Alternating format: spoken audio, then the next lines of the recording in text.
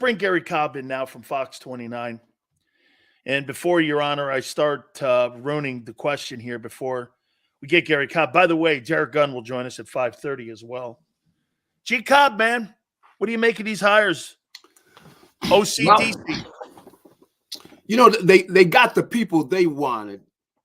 You just got to, but you got to push. You got to push the envelope more. They've got to have some people with fresh ideas. Young coaches that are firebrands. They need that edge, and that's why I was saying before. I know that a lot of times they really could just ask questions of people, like you talk to Jalen about what he's seen, and what he's seen. Let's say with other offenses, because the other guys that are doing something. There's one play the Eagles ran. They got about 3 or 4 or 5 touchdowns with. It's putting Dallas Goedert in motion, and then he goes in motion, he goes back, he fakes the guy on the end of the line like he's blocking him, but he goes by him and goes out there, they throw the ball to him, he's wide open. Because of utilizing motion. That's the only time they use motion. I mean, so, and you see other teams doing things and you're saying, man, this is cutting edge, both in the passing game and in the running game. Look at let's say Kansas City in their running game. You see some of the things they're doing. I'm trying to remember which team it was yesterday. On Sunday that had Sunday yesterday, but that they had really 3 tackles. They moved their tackle over, lining up right next to their other tackle. I think it was the Ravens. Yeah. Might have been, and they were doing some things. Come on, you got to have guys with ideas, man, and you got to be staying on top of that. And see, like the way Andy Reid does, which is when the season's over, he's looking for more ideas. He wants to stay on the cutting edge. He's got his guys out looking for stuff. That's the way you got to be. You can't be somewhere sitting around like they did last year. Man, we had a good year. Everybody's, doing everything, saying, oh, we got to adjust to these, these run-pass options they got. We got to shut the Eagles down. So everybody spends the whole offseason doing that. Eagles are sitting down there. Boy, we had a good year. Then you can't do that. And you got to have guys on the edge. And obviously with Nick, he's not like Andy, where he's always looking for more. They were just talking about how Andy had poached some plays off of people. Nobody owns any plays. You see a good idea, you snatch it from people, and I'll tell you, when I was, I kind of ran into some of this when I was playing, I remember when I went back down to the Cowboys and kind of finishing my career out down there, I was talking to Tom Landry, and I had been drafted by the Cowboys, and I saw Tom and how bright he was. He had created their running game, their offense, the flex defense of their defense. He was ahead of the league. The flex defense. That's right. He was ahead of the league for decades, but the league caught up with him. It did. And went by him, and so he was saying and making disparaging remarks about Buddy Ryan and his defense. He's saying the guy's just running all over the place. I said, Coach. No, it's not guys that are running all over the place. I say, Coach, he's got blitzes for every formation. Every formation, he would use a different blitz because he knew you couldn't pick up in that formation. You couldn't pick up this blitz. And every week he would change. And he was on the cutting edge. And for years, Buddy was on the cutting edge. Eventually, they went by him. But you got to stay on the cutting edge. You can't be somewhere sleeping because you got to stay on the cutting edge. You got to come up with something new. What's going on with your running game? What's going on with your passing game? And you see, you got to give it to Kansas City. Steve Spagnuolo defensively, he does all these things we don't do. He's moving his guys around before the ball is snapped. Just listening to Lane Johnson, he was talking, and I hear him saying how Spags moves his guys late because he knows the offense doesn't have time to change, and there are going to be some mistakes they're going to make. Come on. Why aren't you doing that? Why aren't you on the cutting edge? And if you're not on the cutting edge, you don't want to win. The Eagles have had the talent. Come on. For them to come on. The door was open this year. Come on. The Lions should have went. Come on. The Lions had the door open for them, and they didn't walk through. Same Gary, thing with he the coached Packers. like a player and not a coach. What's that? Dan Campbell coached like a player and not a coach. That's right. Come on, man. And it Turning down got points, the best of kick him. the field goal. What are you, crazy? I know. On the road.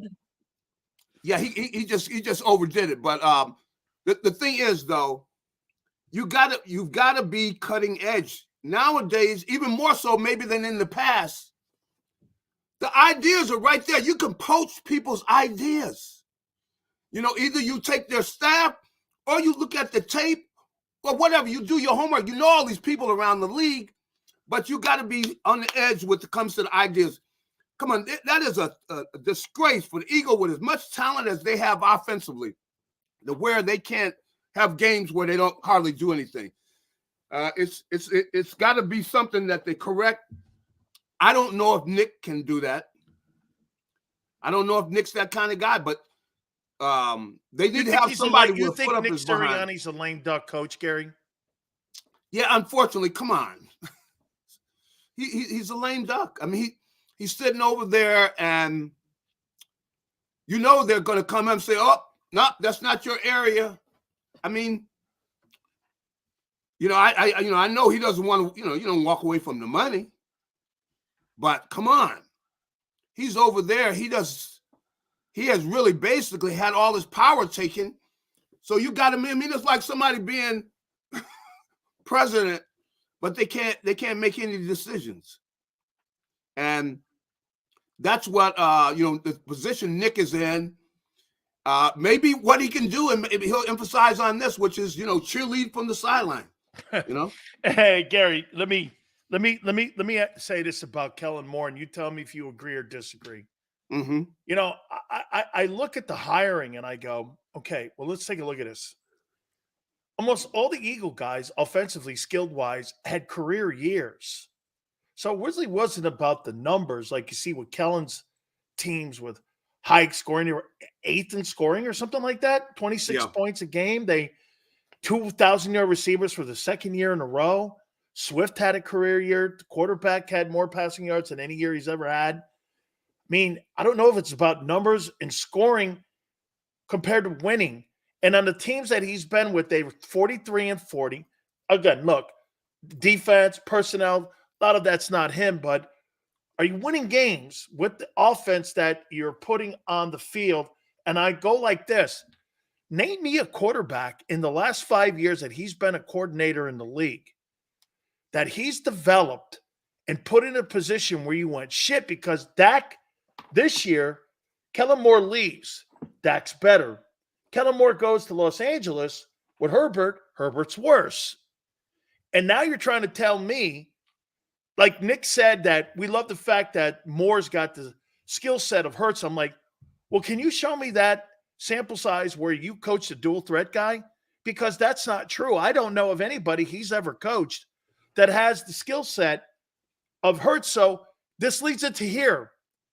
Are they hiring a guy to fit Jalen's skill set, or are they hiring Kellen Moore to make Kellen Moore what they see in their vision of Kellen Moore? Now, see, the points you made, and I've kind of looked at it, at the fact that, they've got to put something where they bring him in and they push him or whatever it is to get more out of him. I did like the fact that he utilizes motion. Is he able to do it as effectively as some of these other guys on the cutting edge? Well, we'll see.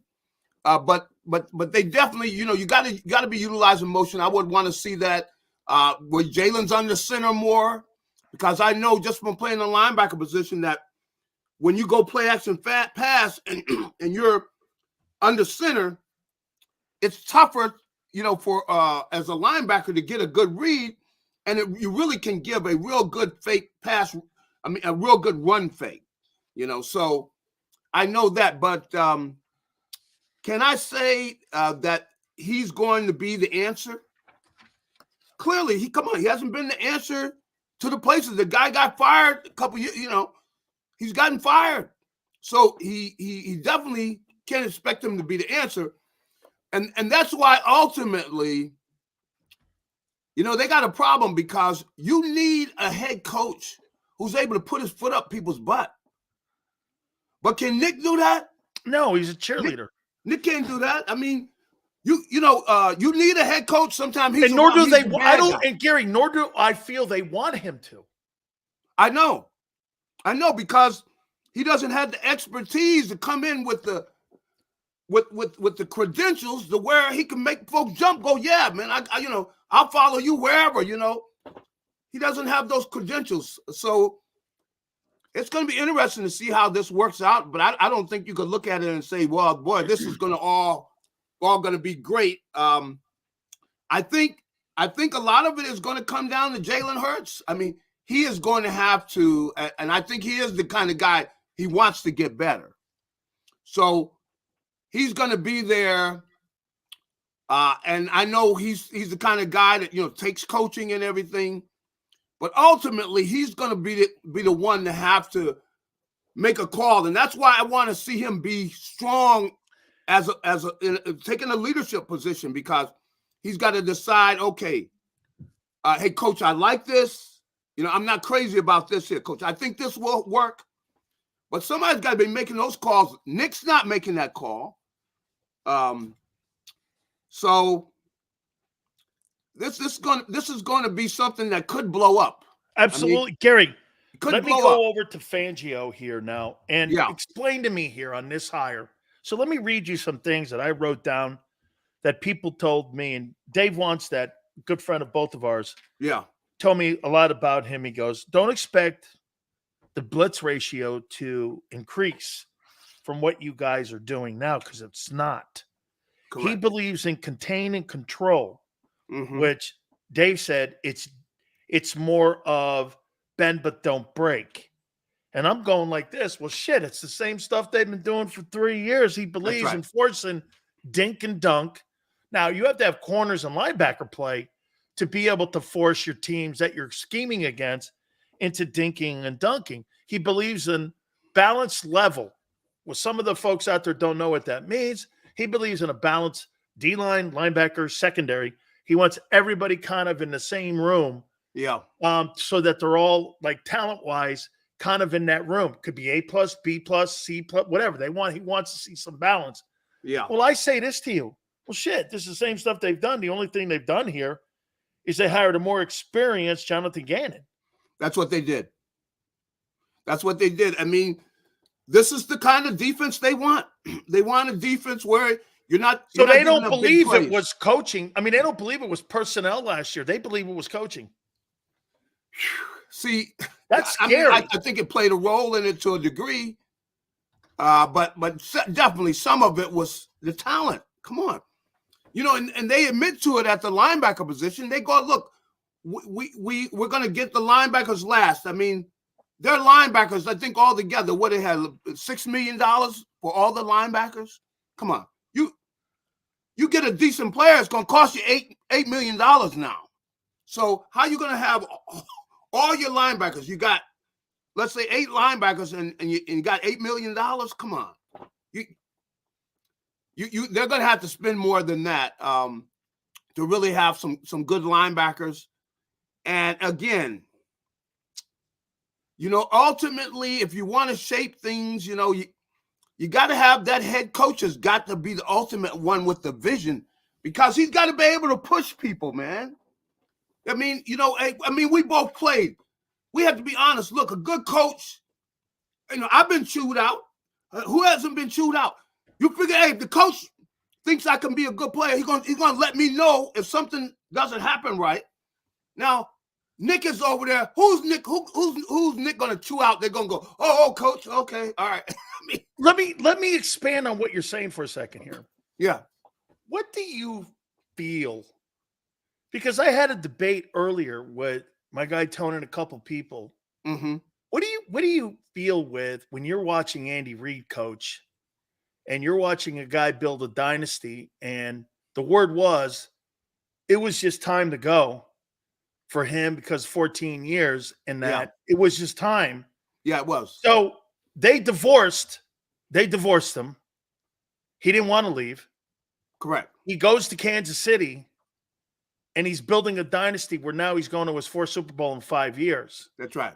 Without polluting this, how do you feel about that when you're watching him succeed the way you're watching him succeed? Well, you know, Andy had the quality. And you fired this guy. What's that? And they fired this guy. I know. Well, you just look back and shake your head, because I was here during all those times when they got close. They're in the NFC Championship game and they lose it. And, you seeing where they're not coming up with it on the line. But I have to look back and say, ultimately, it wasn't Andy. It was the players. That they did not come up with great performances in those key times. Now, I guess Andy's got to be part of that.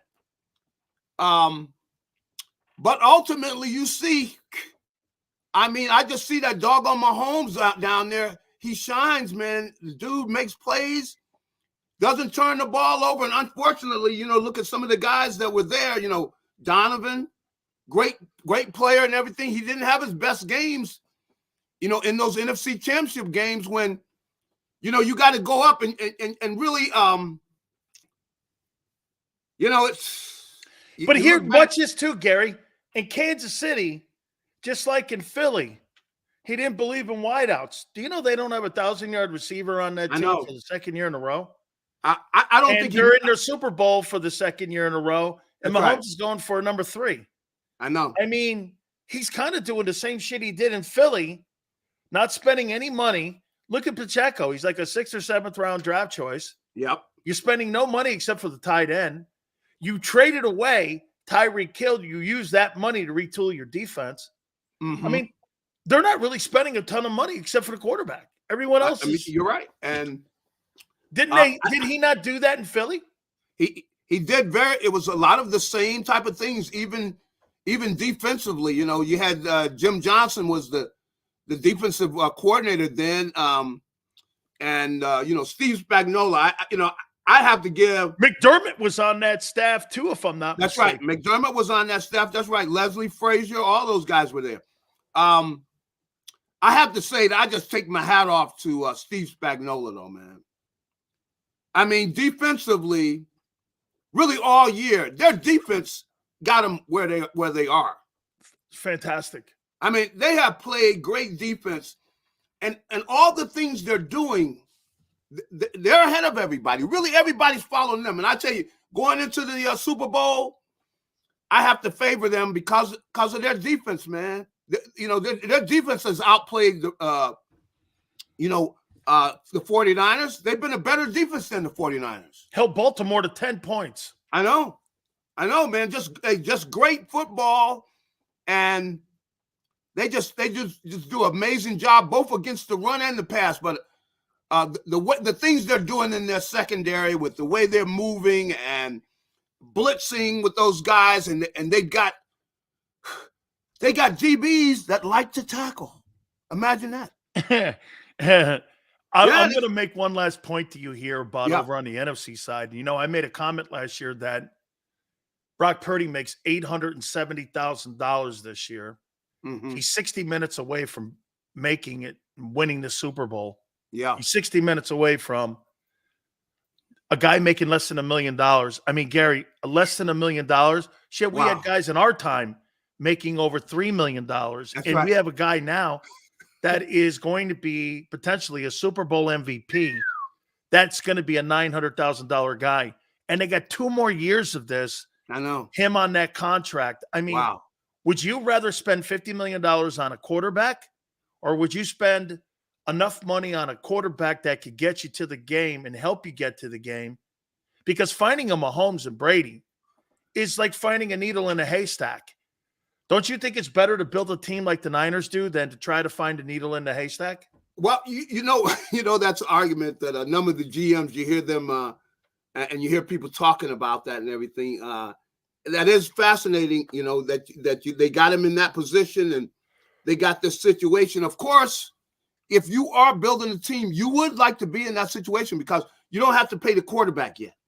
So you're able to use that money in all these other positions because you don't have to pay the quarterback yet. And yet you got somebody that's playing well enough to be able to win it all. It's something that, of course, you would love to be in that situation. But, the timing just has to fall in. I mean, everything fell in place. They end up drafting a kid with the last pick that's able to take them to the Super Bowl. This kid, of course, they almost made it last year. Yeah. But, where this kid is able to do the job well enough to get you to the bowl, and you use the last pick in the draft on the kid. And you got 2 years of less than $1 million. Get this, Gary, he signed a 4-year, $3 million contract. And get this, you want to hear something? Tone told me this. Only $73,000 of the $3 million is guaranteed. Hey. So, and look, you look around the league and you see all these $40 million guys. And I'm wondering if you're a GM going, really? I don't know. I don't know. Right now, a team like, let's say, Chicago, see, they're in a position, they say, hey, we moved this kid. We don't have to pay our quarterback for whatever, 5 years. We don't have to pay him. So they're in that position, and that's probably why they're going to move their young quarterback, because it is an ideal situation if you don't have to pay your quarterback. Because once you do have to pay him, you paying him $50 million a year. Oh no, he's going to have a 6 in front of his number if he wins that Super Bowl. You're right. There's going to be a 6. All right, finally here. I'm going to throw this at you here. So I'm watching the game, and this is kind of like Monday morning quarterback bullshit, but I've got to do it to you. Yeah. So in 2022, Howie Roseman could have drafted Kyle Hamilton, who's an all-pro and was all over the field. By the way, let's not forget something. Baltimore did hold Kansas City to 17 points. It's not like we're talking about there was a 29er up there or a 45 spot. That's right. Trent McDuffie, who's a starting corner for Kansas City, you could have had him at 21. And you could have had that George Karafakis kid, that edge rusher, who was the 30th player taken basically in the same spot last year that Nolan Smith was. And all 3 of these guys are on rookie contracts. And Jordan Davis was taken 13th. That's some great drafting, boy. I tell you, it's great drafting. And again, the job they have done, with Kansas City, as I said, Kansas City, everybody knows them about their offense. But defensively, I look at their players. I mean, they've got defensive backs. All young. I mean, hungry. I mean, quick, tough. You're going like, where are they getting these kids at? Smart. You see what the way they're, moving late, coming up, the jam late, just seem to have a good feel for the game, and they play the whole game. I just take my hat off to the way they develop those kids. And Gary, that's why, I think the linchpin in that whole thing and the decision they made last year to do this. Okay, look, we're not going to pay Tyreek Hill. They get all those draft picks. Yep. They don't pay a receiver $20 million. They take those draft picks and they load the defensive side up. That's right. They retool that defense. They took a couple steps backwards. Okay, but what happened? They win the Super Bowl last year without Tyreek Hill. They go back into the draft again. They get more kids in the draft. They keep using that equity. And get this, they're not paying anybody. The whole cap is balanced. And they're in their second Super Bowl in a row without Tyreek Hill. This is why I say this about A.J. Brown. People, I throw it out there. Hey, I wouldn't have a problem with someone coming up with a package of 2 first-rounders and a third. for the Eagles to move him. And they go, why? I go, so you can retool your defense like Kansas City did. I mean, where are you going with them now? You went home early. They've had 2,000-yard receivers, and this past season, you got nothing for it in return. Yeah. Who cares about his numbers? Kansas City doesn't have a 1,000-yard receiver. Now, do you believe in Hurts or not? I'm just saying, Garry, they're going to have to get some draft assets to be able to retool that defense. Well, I definitely, and the big thing though is you got to have somebody with an eye that knows the people they're drafting. Do you trust Howie? I mean, I'd say I'm comfortable. I'm comfortable with him. I mean, I think he's done a pretty good job. But they're going to have to do well in those later rounds. I think he's done well up near the top. But they're going to have to do well in those latter rounds, and we'll see. I mean, Howie's done a pretty good job, so but they got to hit it on the head, man. They got to be very good with the guys they draft, and like I said, not just the top picks, but all the other guys. And unfortunately, they missed it with quite a few of the latter round picks. Let me ask you one last question, and just it's a hypothetical. If Hurts was the quarterback of the Chiefs, you think they're in the Super Bowl with that talent they have? No, not right now. No, he's not near Mahomes right now with the way Mahomes is able to. So Hurts needs more around him. Yeah, I think, and he needs to develop more. I mean, Mahomes. Look at Mahomes. Look how he does not turn the ball over, man. You see all through the playoffs, it's like he says, "Okay, it's playoff time. Okay, I'm not turning the ball over at all." He doesn't turn the ball over. Yet he's taking chances. He knows when to take chances. He puts pressure on the defense all the time with his legs, and he carries the team. He makes so many. He makes throws on the run. He does all that, but takes care of the football. That's a very difficult job to do. To have to carry the team where you're ad-libbing at the same time taking care of the football.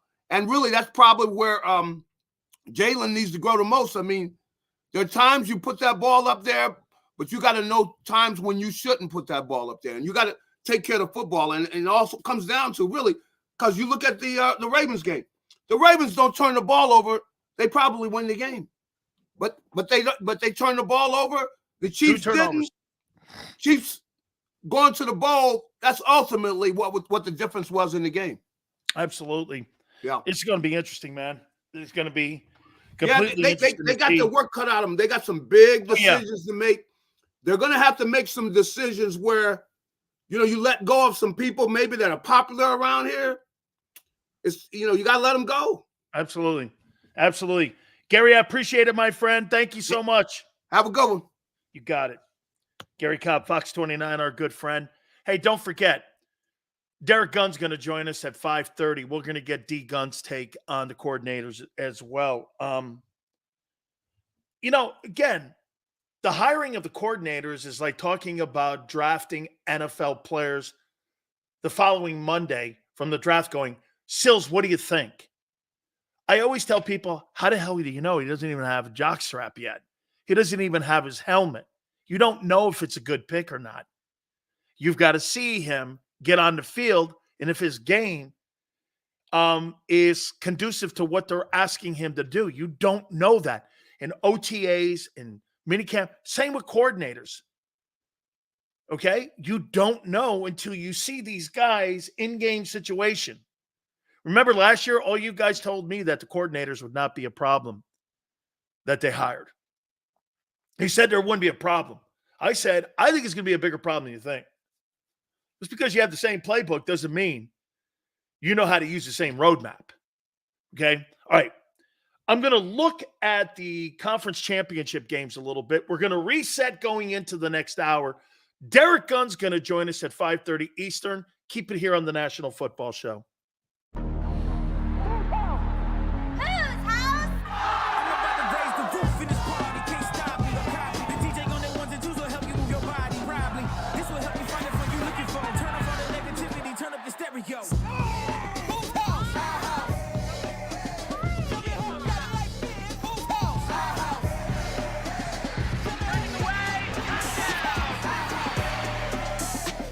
Football and Hooters, the perfect pair.